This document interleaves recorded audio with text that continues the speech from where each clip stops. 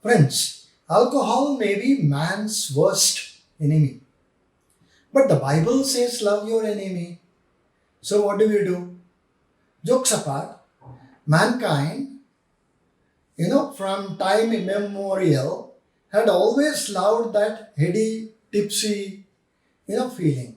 However, if the price, paid is death or even blindness, then we are all unanswerable. This Saturday, let's find out more on what exactly is happening in our neighborhood in the Tipsy Story. Last December, over 30 people have died in a huge tragedy in the Saran district of Bihar, where alcohol is prohibited. More than 150 tea plantation workers died a couple of years back after consuming toxic illicit liquor in Golaghat in Assam. The tragedy is colossal, with 350 people admitted to the hospital. Then, deaths came less than 2 weeks after more than 100 people in Uttar Pradesh and Uttarakhand, from drinking illegally produced alcohol known locally as hooch or country liquor. A decade earlier, several Russian tour guides were killed after consuming bootleg alcohol in a trip through Turkey. And police reportedly found methanol in the whiskey sold on the yacht. Prohibition, like so many other policies imposed from the moral high ground, disproportionately affects the poor, who resort to illegally brewed alcohol. Many die, many are maimed for life. Those who live to tell a story are harassed by the police. Now, why are people hooked onto liquor, legal or illegal, when they know that it can kill or maim? Actually, alcohol is wonderful anti-anxiety properties that can inhibit anxiety, expand the happiness factor, or reduce the feeling of stress.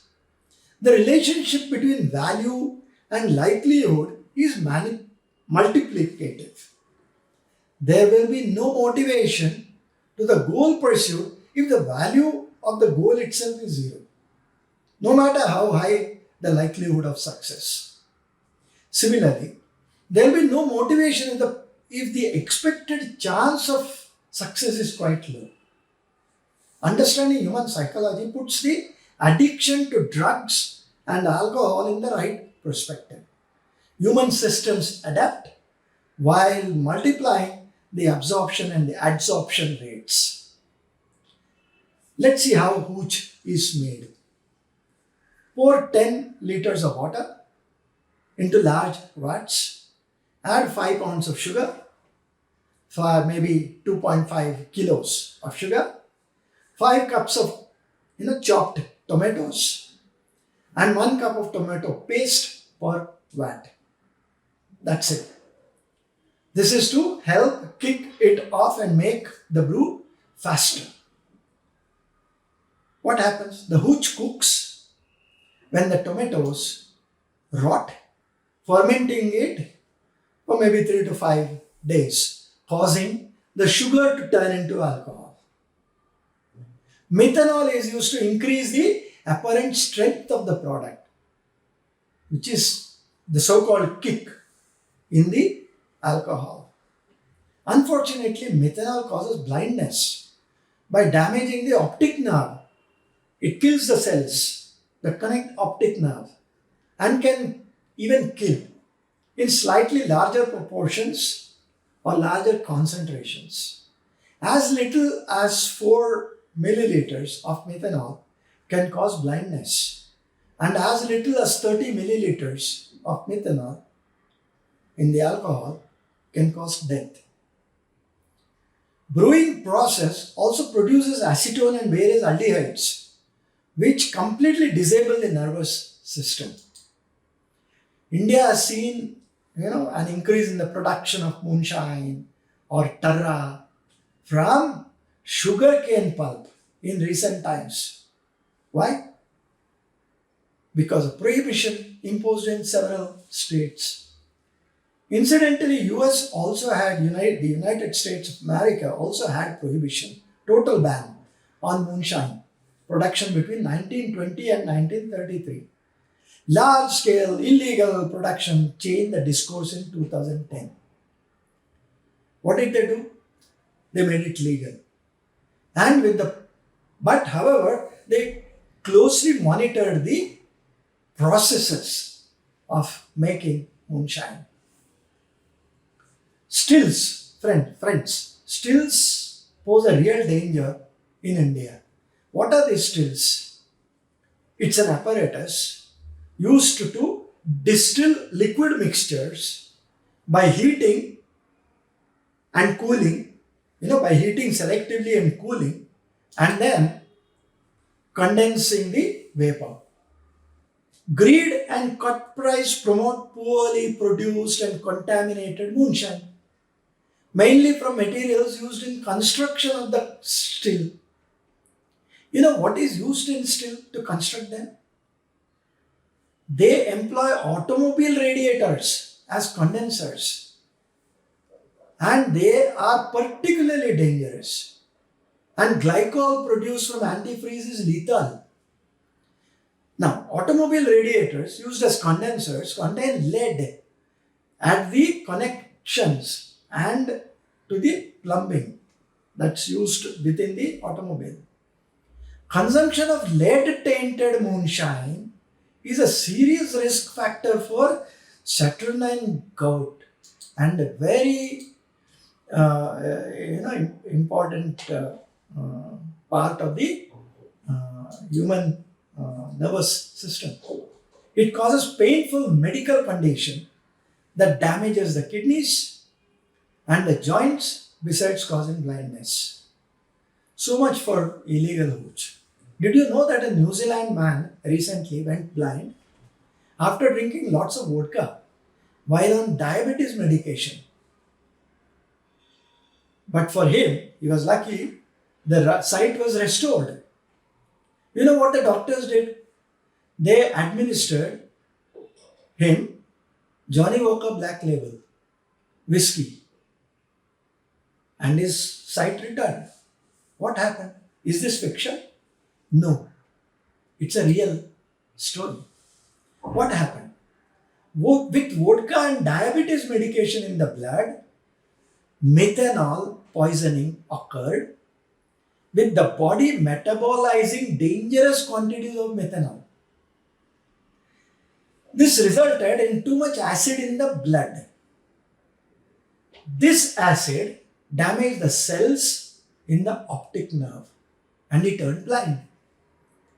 Now the whiskey administered immediately has ethanol, which the human body prefers. Human body prefers ethanol, not methanol. Now this ethanol prevented the body from metabolizing further methanol, which restored his vision back. Anyway, for many states, revenue from the alcohol industry cannot be dispensed with from the revenue side of the budget. If done, many other welfare schemes could take a hit. In a way, we are funding welfare of our people at the expense of the very same welfare. Let's look at some figures. Statista reports that the revenue in the alcoholic drinks market in India will be about 52,000 million US dollars in 23 this year. And the market is expected to grow annually by almost 8%. Having said that, you know what in comparison where we stand with China in this sector? China has 342 billion US dollar market share. We only have 52,000 million dollar. And only 0.5% of the total revenue is generated through online sales, which means all the liquor that we see is purchased in the face-to-face mode. About 10% of the volume consumption happens out of home in the bars and restaurants, which means 90% of the consumption is happening at homes. Finally, the average volume per person in the alcoholic drinks market is expected to be about 10 liters by this year end. Something to think about. Approaching elections, fought as they are on freebies that include cash, alcohol, one sees a spurt in sales of liquor. It's not like we need reason to drink. We don't need elections to drink. Actually, any reason is good enough. Disposable income coming out of free cash, either as farmer waiver loans or unemployment doles. Anything is good enough. That free money makes the difference. And it probably is the antithesis of all those high, lofty ideals that we have. This could still be acceptable if the liquor sold is of passable quality. With many states bent on banning the sale of liquor, probably as a political gimmick, it's only natural that the unofficial and dubious markets survive. They thrive. And country liquor produced in local unlicensed distilleries made of cheap raw materials is often passed off as something consumable. Illicit alcohol market, twice as large as the licit market, evades all national and state level taxes and duties. Thus it becomes very, very cheap and affordable. When the stakes are so high, is it any surprise that we see such large tragedies occurring every now and then? Friends, alcohol gives infinite patience for stupidity. And mankind is not all intelligence and fortitude all the time. Mankind is also of stupidity. But a little stupidity never did anybody any harm. But stupendous stupidity is unpardonable. Now, I will leave you this Saturday with this thought. I hope everyone remains in moderation and within acceptable limits. Love yourself, love your family, and love your country. There is no charm in living maimed and blind. Until we meet next again, the next Saturday. Thank you, Dhanyavad, and Namaskar.